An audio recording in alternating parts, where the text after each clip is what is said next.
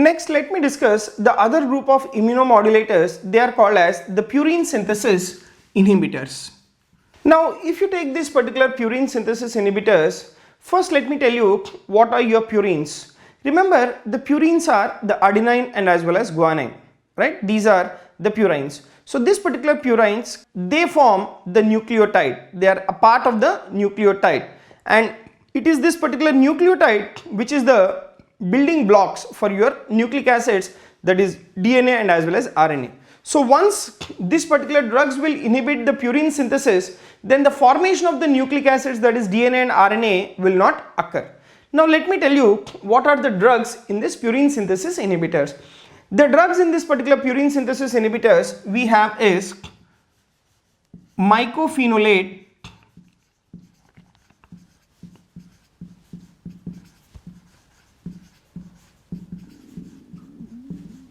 right? We have the drugs, that is mycophenolate mofetil.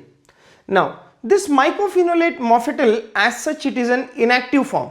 This mycophenolate mofetil, it is converted into its active metabolite, which is called as mycophenolic acid, right? This is converted into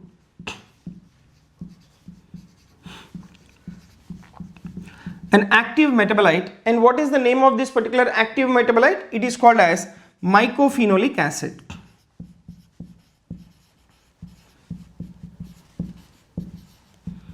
Alright, it is called as mycophenolic acid. This is the active form of the mycophenolate mofetil. Now this particular active form of mycophenolate mofetil, that is mycophenolic acid, this mycophenolic acid will inhibit an enzyme which is called as inosine monophosphate dehydrogenase, right? This mycophenolic acid, this will inhibit an enzyme which is nothing but, right, which is nothing but inosine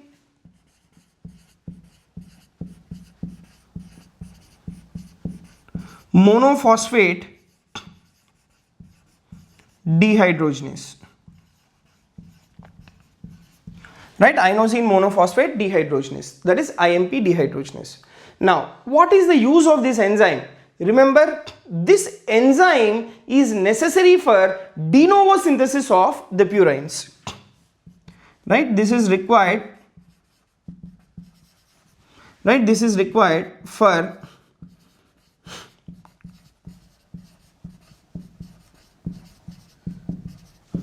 de novo synthesis,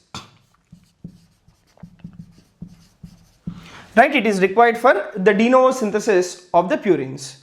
Now let me tell you another important point here. This particular mycophenolate mofetil, it is used as immunosuppressant in patients who are refractory to steroids. Even your corticosteroids, they are also immunosuppressant drugs. But some patients, they are refractory to this particular steroids. So in those individuals who are refractory to steroids, we use this particular mycophenolate mofetil. Alright. Now let me tell you the adverse effects of this particular drug, that is mycophenolate mofetil. Remember, gastrointestinal disturbances and myelosuppression are the major adverse effects of this particular drug. So the adverse effects, they include gastrointestinal disturbance and as well as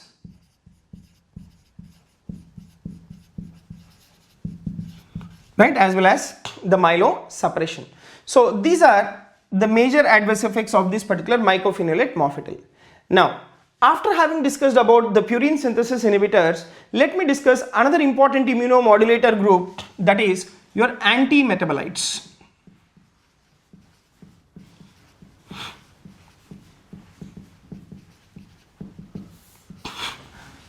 That is your antimetabolites. Now if you take these antimetabolites, remember the important antimetabolite what we have is azathioprine.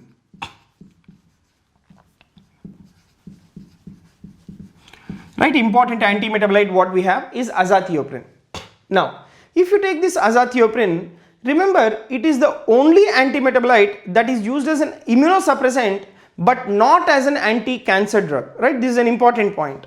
So this is the only antimetabolite which is used as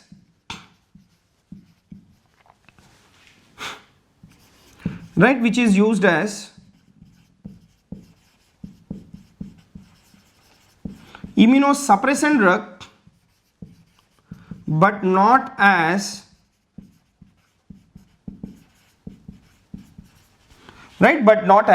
the anti-cancer drug. Now as such, remember your azathioprine, it's a prodrug, right? This is a prodrug. This has to be converted into, right, it is a prodrug. This has to be converted into an active form in the body. This activated form in the body, it is called as 6-mercaptopurine. So this azathioprine, remember it is converted into the active form. This is called as 6-mercaptopurine.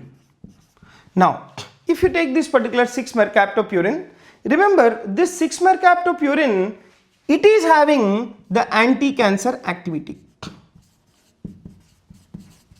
right? It is having the anti-cancer activity, right?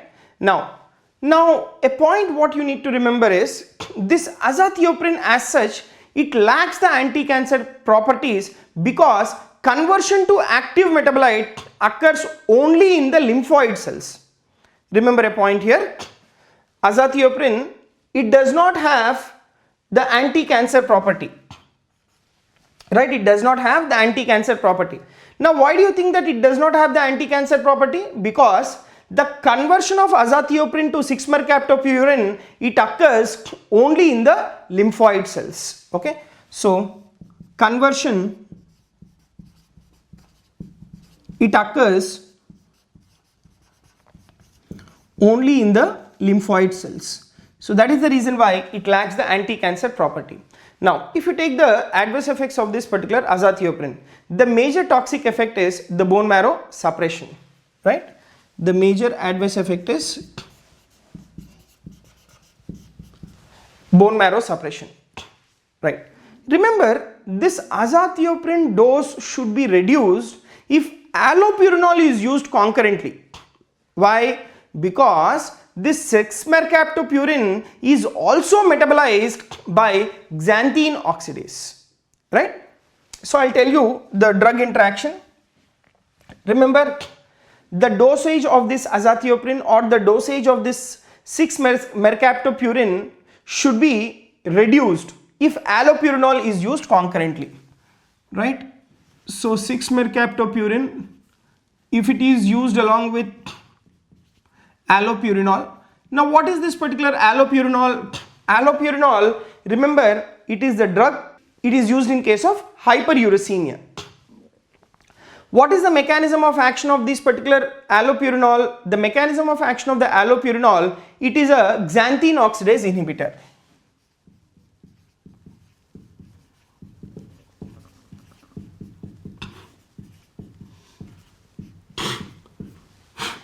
So allopurinol, it is a xanthine oxidase inhibitor. Is that clear? Now a point what I want to tell you here is this 6-mercaptopurine, it is also metabolized by xanthine oxidase, right? It is also metabolized by xanthine oxidase.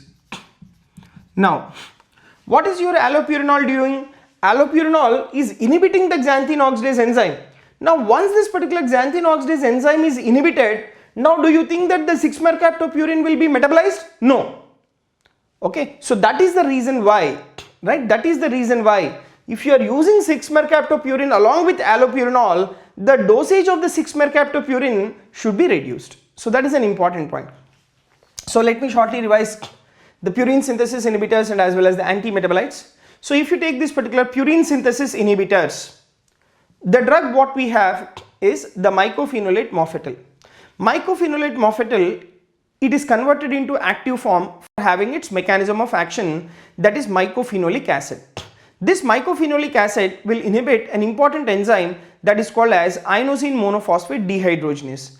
This enzyme, inosine monophosphate dehydrogenase, is necessary for de novo synthesis of purines. Now, because it is inhibiting the synthesis of the purines, it is used as immunosuppressant in patients who are refractory to steroids.